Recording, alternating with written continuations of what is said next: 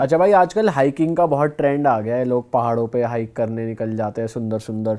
तो इंडिया तो बहुत रिच है हाइकिंग के लिए अपनी, पर इंडिया के अलावा आपको कोई लगा हो कि वहाँ वो कंट्री हाइकिंग के लिए बहुत अच्छी है? बहुत सारे लोग आते हैं किर्गिस्तान, छोटी सी कंट्री, टाइनी सी कंट्री, मैंने कहा था कि स्विट्जरलैंड ऑफ एशिया कहते हैं। किर्गिस्तान हाइकिंग के लिए बहुत ही सुंदर जगह है।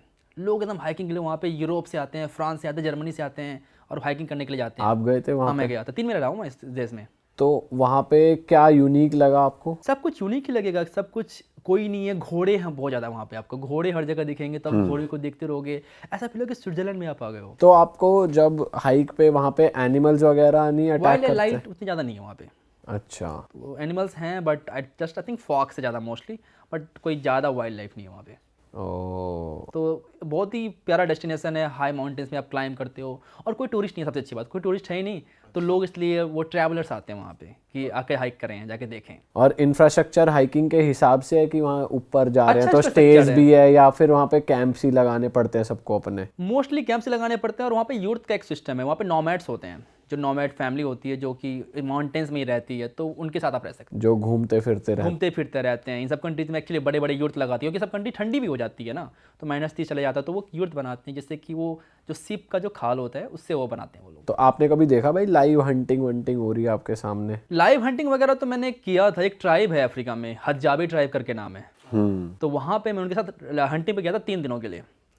तो वो किसी को भी खा जाएंगे वो, अब बट लेकिन एक बात मैं देखा था, छोटा बच्चा था, प्रॉब्लम 6 साल का होगा, और एक रैबिट बड़े फास्ट गुजर रहा था एकदम वो उस पे ऊपर। बंदे ने कैसे निशाना मारा, अर्जुन का निशाना था ये क्या था, वो जाके उसको लगा वो रैबिट भाग रहा है। और ट्रेनिंग तगड़ी मिली ट्रेनिंग है। तगड़ी रहती है, वो भागते हुए एनिमल्स को मारते हैं और एक बार भी निशाना मारते हैं वो मार देते हैं। और एक्चुअली वो लोग बहुत फेमस हैं बबून्स खाने के लिए। बबून्स को बहुत खाते हैं वो लोग प्रेफर करते हैं बबून्स खाना। तो वो लोग बबून पकड़ेंगे, बबून खाएंगे, जो भी मिल जाए खा लेते हैं। वो तो बबून्स तो एक एग्जाम्पल है, उनका फेवरेट चीज़ है, बट जो भी मिल जाएगा खा लेंगे। वो दुनिया की लास्ट हंटर गैदर ट्राइब है। भाई हमने सुना है कि ऐसे ट्रैवल पीपल नॉर्मली लोगों से कम्युनिकेट नहीं करते, तुम्हें कोई पॉइंट ऑफ कांटेक्ट होना चाहिए या फिर तुम वहाँ पे बार बार विजिट करते तभी बात करते हैं, तो ऐसे कुछ चैलेंज जनरली है कि जनरली हम जैसे इस जगह जाते हैं तो एक बंदा होता है कि उनकी ट्राइब से ही, क्योंकि उनकी जो लैंग्वेज, उनकी वो लैंग्वेज नहीं है उनकी कोई, वो टंग में बात करते हैं, क्लिक में बात करते हैं, उनकी कोई खुद लैंग्वेज नहीं है। तो वो एक बंदा मुझे मिला उसी ट्राइब का, जो कि मॉडर्न ज़िंदगी जी रहा है, जो कि सिविलाइजेशन में आ चुका है, और उसने हमें बताया कि चलो आ जाओ इससे बात करते हैं, साथ साथ इसके घूमते हैं, और उसके बदले उसने कुछ पैसे लिए। भाई जैसे आप सोलो आपने शुरू करा और आजकल बहुत ट्रेंड बन गया है सोशल मीडिया पे सोलो ट्रैवल करना चाहिए, तो मैं जैसे हम पढ़ते हैं या चैट जीपीटी से भी पूछते हैं तो सब थाईलैंड रेफ़र कर देते हैं, भाई थाईलैंड चले जाओ, वियतनाम चले जाओ सोलो पे। आपने घूमी है 167 कंट्रीज़, तो आप बताओ सोलो के लिए बेस्ट कंट्री जो इन यूजुअल कंट्रीज से अलग हो। थोड़ी सी मैं ऑफबीट कंट्रीज, थोड़ी सी ऑफबीट बताऊंगा, but at the same time very nice. Kazakhstan, Kyrgyzstan, Uzbekistan अच्छी कंट्रीज है, बहुत सस्ती कंट्रीज हैं। और सोलो के लिए ईरान भी बहुत सही है। अगर द ओनली प्रॉब्लम ईरान की, ईरान के अंदर बहुत सेफ कंट्री है, बट कि पता नहीं कब वार स्टार्ट हो जाए, तो लेकिन ईरान बहुत अच्छी कंट्री भाई है। सोलो पे लोग प्रेफर करते हैं कि थोड़ी पार्टीज हो, थोड़ी सोशलाइजिंग हो, तो ईरान में है वो? ईरान में नहीं है, ईरान में अल्कोहल बैन है, बट आपको लोग मिलेंगे रोड पे वोडका पीते हैं, नॉर्मल है वहाँ पे। आप बेसिकली वहाँ पर काउ सर्फिंग बहुत फेमस है। अच्छा, क्योंकि वो सब जो कंट्रीज़ है वहाँ पे सोवियत इन्फ्लुएंस था, तो वोडका एकदम हर जगह पीते हैं। ट्रेन पे वोडका पी सकते हो, रोड पे पी सकते हो, कहीं भी पी सकते हो वोडका, बेसिकली अच्छा। अलाउड है हर जगह वोडका। और नाइट क्लब्स वगैरह? नाइट क्लब्स वगैरह वहाँ पर है, अच्छे अच्छे नाइट क्लब्स हैं। एक्चुअली थाईलैंड वगैरह क्या है ना कि बहुत ज़्यादा टूरिस्टी हो गया है, तो उसके हिसाब से वहाँ पे वो बन गई है कि टूरिस्टों को यहाँ पे कैटर करें, तो इसलिए बड़े बड़े अच्छे अच्छे नाइट क्लब्स आपको थाईलैंड में मिलेंगे। कि ये सब उतनी कंट्री टूरिस्टी नहीं है, तो वो लोकल्स के मोस्टली बना हुआ है, नॉट फॉर फॉरनर्स। थाईलैंड में से आप किसी क्लब जैसे चले जाओ, 90% तो फॉरनर्स ही हैं। इंडियंस, जर्मन्स, फ्रेंच, वही सब हैं, बट ये सब क्लब में 90% आपको लोकल मिलेंगे, 10% ही फॉरनर्स मिलेंगे, तो आप लोकल ज़्यादा इंटरेक्ट करोगे। भाई और फीमेल सोलो ट्रैवलर्स के लिए भी आजकल बहुत लोग फीमेल्स भी ट्रैवल कर रही हैं, तो उनके लिए कुछ रेकमेंड करोगे आप जगहें जो सेफ भी हो और अच्छी भी हो घूमने के लिए? सेफ्टी वाइज भी मुझे ऐसा लगता है सेंट्रल एशिया बहुत सेफ है फीमेल्स के लिए। Central Asia, also south east Asia बहुत सेफ लगता है मुझे। बहुत सारी फीमेल ट्रैवल करती है, Thailand, Malaysia, Laos, Cambodia, Vietnam. Laos Cambodia safe है? लाओस कंबोडिया मुझे तो सेफ ही लगा था। ऑल्सो मैंने लाओस कंबोडिया में ट्रैवल किया, तो लड़कियों के साथ भी ट्रैवल किया था मैंने वहाँ पे, और हमने से हिचाइक भी की थी साथ साथ।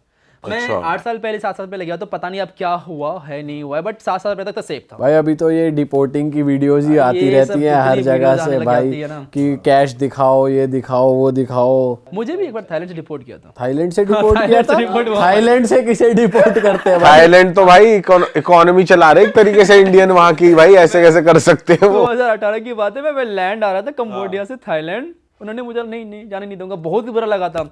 मैं 5-6 फ्रेंड के साथ ट्रैवल कर रहा था, 2 जर्मन थी, एक ऑस्ट्रेलियन थी, एक अमेरिकन थी और मैं था। और सब हिचाई करके मैं पहुंचा और बॉर्डर तक गया, सबको अलाउ कर दिया, मुझे अलाउ नहीं किया। रीजन क्या दिया? कुछ रीज़न नहीं, जाओ, नहीं अलाउ नहीं करेंगे, नो इंडियंस अलाउड। अरे सबने हिचाई किया है, सब बाय लैंड आ रहे हैं, किसी से तुमने कोई डॉक्यूमेंट नहीं मांगा। हाँ। मेरे से क्यों डॉक्यूमेंट मांग रहे हो फिर कि रिटर्न फ्लाइट टिकट दिखाओ, पैसे दिखाओ, तुम्हारे पैसे दिखाओ, रिटर्न फ्लाइट तो मेरे पास था ही, पैसे दिखाओ कितने पैसे हैं। अरे। कौन कैसे लेकर ट्रैवल करता है? कार्ड है ना, कार्ड दिखा रहा हूँ, नहीं मान नहीं रहे हैं।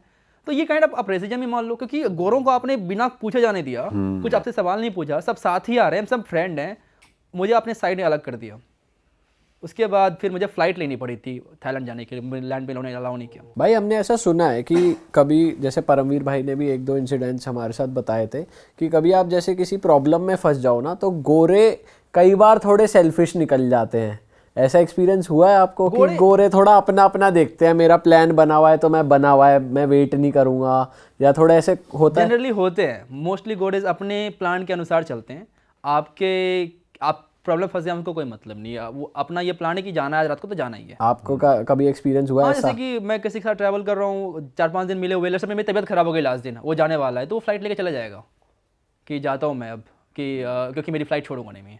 अब अगर ऐसे इंडियंस में होगा कि तबीयत खराब हो गई, कैसे छोड़ दूँगा फ्लाइट, चलो फ्लाइट जाए में, हम साथ में बैठेंगे जब तक तुम ठीक नहीं होते हो। ये देखा है मैंने, इंडियन के साथ ये होता है। भाई आप श्रीलंका गए हो? हाँ मैं गया हूँ। श्रीलंका हमने सुना है बहुत ज़्यादा अभी पार्टी में काफ़ी उसका सीन ऑन हो रहा है, हम इंस्टाग्राम रील्स पे देखते हैं कि बहुत पार्टीज हो रही है श्रीलंका में, ऐसा कुछ मैं उस समय जब गया था तो उस समय क्राइसिस चल रहा था वहाँ पे, तो प्रोटेस्ट वगैरह चल रहे थे, वो गवर्नमेंट चेंज हो रही थी। आप हर जगह प्रॉब्लम पहुंचते हो भाई, Actually, क्या?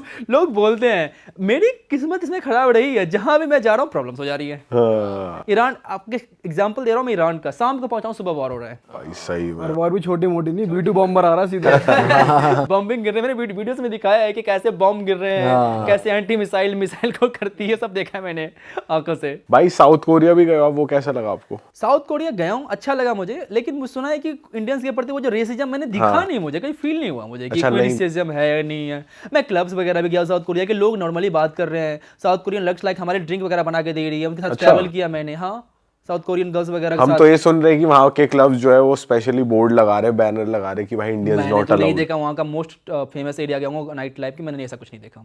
अच्छा। हर जगह एंट्री उन्होंने अलाउ की। लोग कैसे वहाँ के?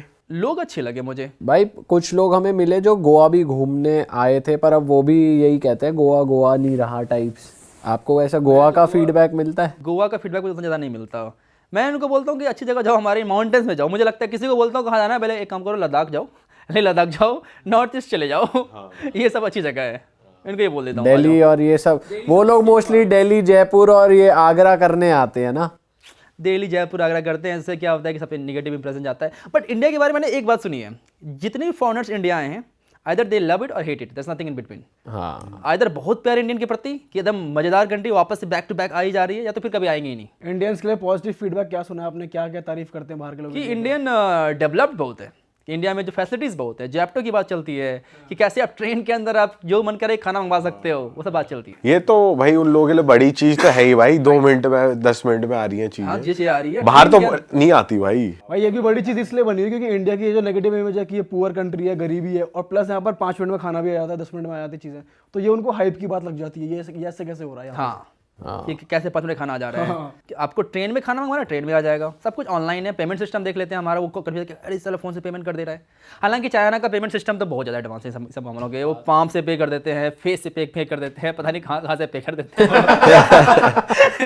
पर बहुत सारे इन्फ्लुएंसर्स हैं जो ट्रैवल भी कर रहे हैं, वो इंडिया आ रहे हैं, मतलब बुरी साइड भी ज्यादातर दिखा रहे लोग कि यहाँ कूड़ा है या ये है वो इंडियंस भी है। तो करते हैं, मैं भी तो गया था अभी अमेरिका, तो उनका भी बुरी साइड दिखाया कि देखो कैसे ड्रग करके लोग पड़े हुए हैं, तो वो भी करते हैं। इंडिया को ज्यादा टारगेट करते हैं। नहीं, बुरी साइड पे व्यूज ज्यादा आते हैं ज़्यादा आते हैं, तो वो भी एज अ कंटेंट बाइस सोचते हैं अच्छी चीज़ें दिखाओगे तो कोई नहीं देखेगा। भाई यूरोप की बुरी साइड फिर भी दिखा सकते हो, यूएस की बुरी साइड दिखाओगे यूट्यूब पे तो वो फिर उसको हटा येलो डॉलर कर देते हाँ डाउनलोड कर देते हैं, वो कर देगा वो। कर रिस्ट्रिक्ट कर, उन्होंने मेरा वीडियो कर दिया था वो वाला। हैं, ये कर देते हैं भाई वो। कि zombie भाई town कुछ आपको इंडिया की स्पिरिचुअलिटी को लेकर भी मिले हैं लोग जो ऋषिकेश आते कुछ हैं? ज़्यादा ही वो आइदर इंडिया में जो लोग पसंद करते हैं वो मोस्टली योगा वाले बहुत सारे लोग आपको मिलेंगे कि योगा मेडिटेशन ये चीज कोलंबिया में भी हो रही है ना, इंडियन योगा और वो सब रिट्रीट्स होती पूरी है। दुनिया में हो रही है, कोलंबिया क्या है, अच्छा, हर जगह आपको लोग मिलेंगे। स्पेशली मुझे लगता है लड़कियां ज़्यादा इसमें इंटरेस्टेड थी देन लड़के।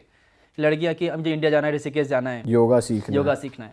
हाँ, मुझे एक बात और याद आ रही है कि एक कंट्री है स्वातिनी, बहुत ही टाइनी सी कंट्री है, पहले इसका नाम था स्वाजिलैंड, तो लोग कंफ्यूज हो रहे थे कि स्वाजिलैंड स्विट्जरलैंड, तो नाम ही चेंज कर दिया उन्होंने, कर दिया स्वातिनी कर दिया उन्होंने नाम अब।